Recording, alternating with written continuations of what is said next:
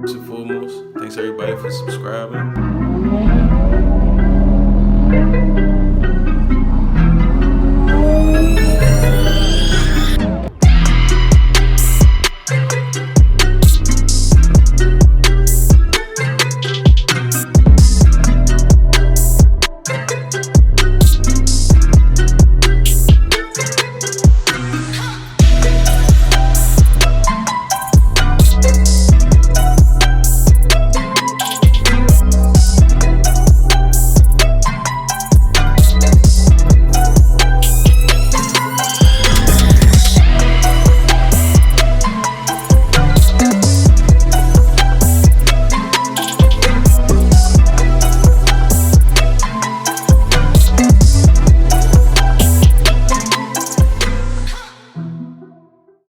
Today we'll be installing the ABS delete kit.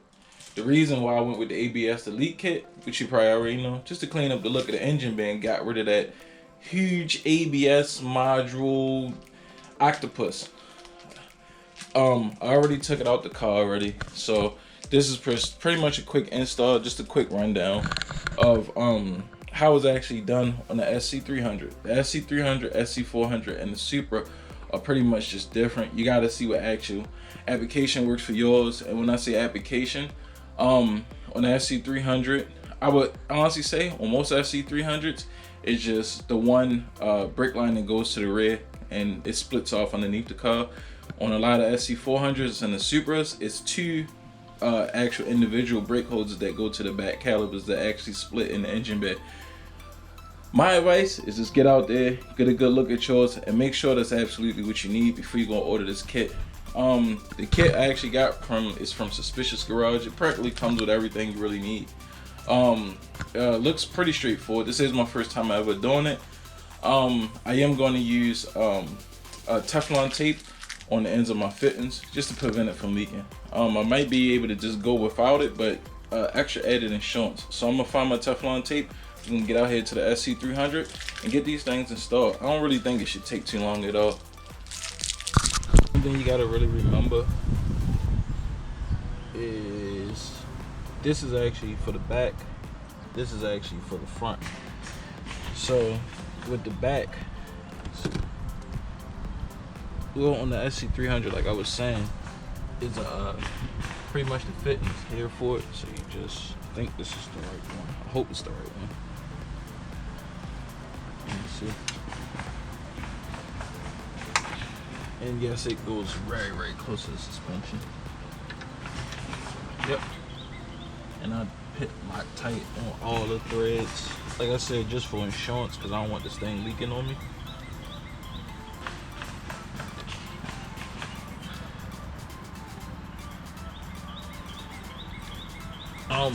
I ran mine on this side of the steering shaft. I ran it on this side because I have a couple fittings that's coming in that I just drill a hole and bolt it to the frame, so that way it's out the way of when I'm turning. Just gonna make sure this is going in straight. And this is a 9/16. Tight. That's another reason why I did the Teflon tape. I just want to snug it. So at least that way, you know, when I'm snugging, I know it's still all the threads and everything are protected. Down here on the rear, it's 7/16. I mean, like I said, it's pretty self-explanatory. It's pretty simple. I had this kit for a little while, but I just wanted to have the motor out so I could actually see everything, and that was pretty much a good idea. But you should be able to do it with the engine in. All right, it's that simple. This is the front, so I have everything already connected up, so it's pretty much just a T.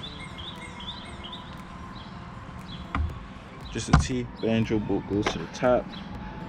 This short one, common sense, goes to the driver's side. The long one goes to the passenger side. Straight. I'm not going to tighten this completely up yet. Got water on the ground from spraying the cover off. Piling on. sure everything's straight, so nothing strips and cross threads.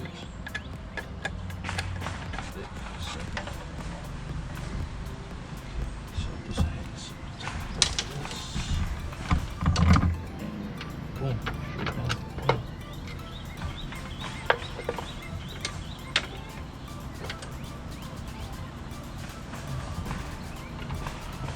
Probably zip tie these two together. Just so that way, since the red one to be bolted down, it'll hold this all in place like this. Like this. Right. So take this to the passenger side. Alright, so I do have the old brake still in. Are going to have to lift the car up probably. Alright, so bald tire, camera light's not good.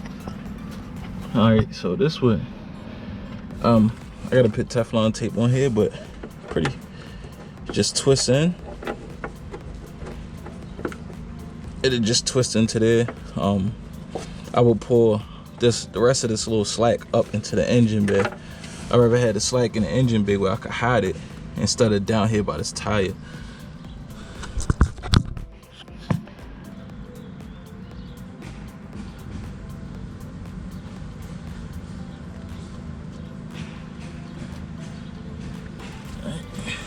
Tefloned up, pull the slack. Just got stabbed by the threads coming out the tire.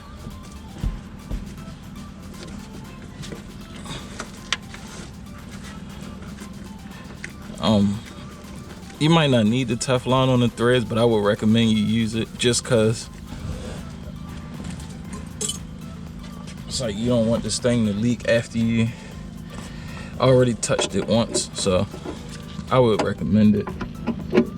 And 9/16 on this one. Alright, since that's done, it's up out the way, close to the body.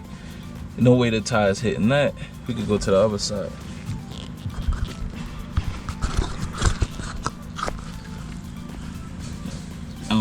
I am going to probably most likely do away with this old brake hose and get the stainless steel. Might as well, since I'm changing everything out. If you do decide to use this Teflon tape on these banjo bolts, you want to try to keep this hole clear because the fluid actually passes through and through. So just a quick FYI before you get the Teflon on the whole thing and have any questions. That question is already answered now. Make sure you put your crush washers on.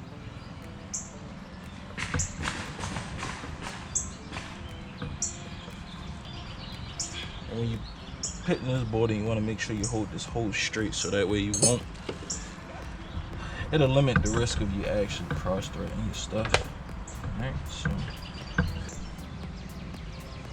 just the same thing we did on the other side.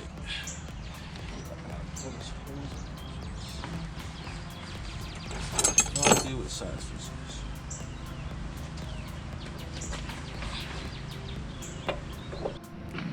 Alright, so this line still hooked up on this side. The other side I unhooked it. Honestly don't remember unhooking it, but it's cool. So here you have it.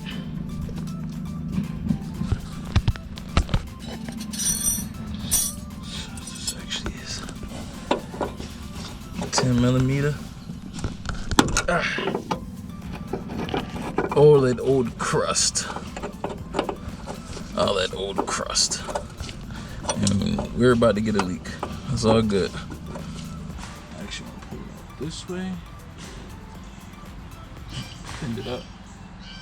With this, I actually have boots, like rubber grommets that I have in the shed. I just stuffed the hole with. But alright, this should just slide. Alright, so I really don't need that much down here. Push this up and some, and it should just go straight on.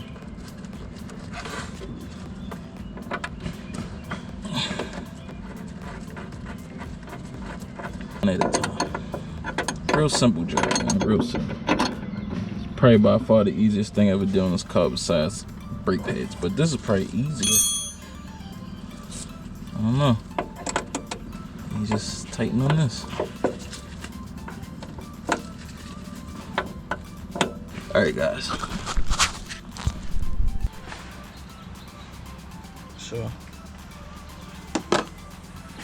tighten this down now. Oh man, like I said, as far as this hole, it's a lot of holes. It's way more than what I expected. I guess, you know, it's more so like a universal type application. I would run it underneath the motor, maybe down around the front of the motor, maybe down around the back. My downpipe is actually right there in that location, which may not be a good idea with this. I would have to do a heat shield type deal. So to be honest, running it down around the front of the car would most likely be my best option as far as to eliminate it from heat.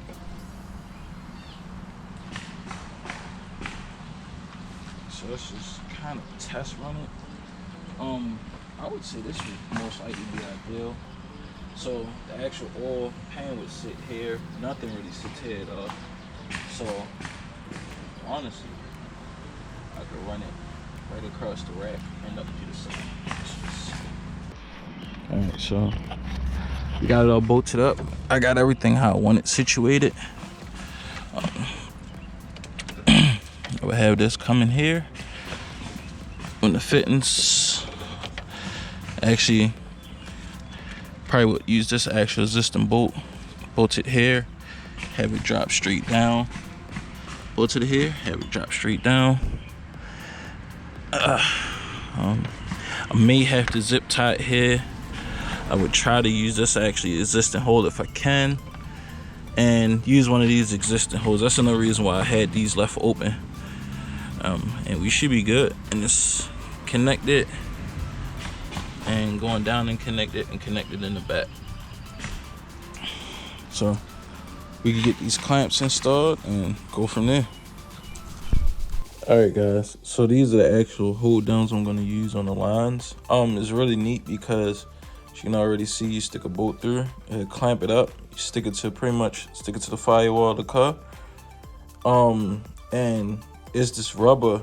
It has the rubber in the middle, so that way it won't vibrate or damage the lines, you know, from all the vibration in the motor. So pretty much this rubber right here just protect the line itself, even though, you know, those are some pretty tough lines. But better safe than sorry, man, because you don't want to be doing 160 miles an hour and your brakes go out. That's a hard story right there. And then these are actual, I use these a lot of places on the car. So these will be actually, so where the factory lines are used to be, and we got the actual aftermarket lines going, we're going to just like insulate those two, so that way, as I said, with the clamps, you know, all the vibration and all that, it won't rub through it. So we just pretty much just slice down into it and just stick those into it, and I pretty much show you out there when we get out there back on the car. I just had to grab these and go back out there. So these, I got all this stuff from Amazon. And these really come in handy as far as harness work and everything, just to hold your harness up and out the way. So let's get back out there, y'all. All right, so I have it all tied up now, that line. So I got one here. I put the actual little rubber boots I was showing you there and there. It's routed pretty much out the way how I need it to be, and one right there. I had to zip tie it here. I had no choice, but I cut it, and it should be good from there. It's up out the way. Won't catch on anything.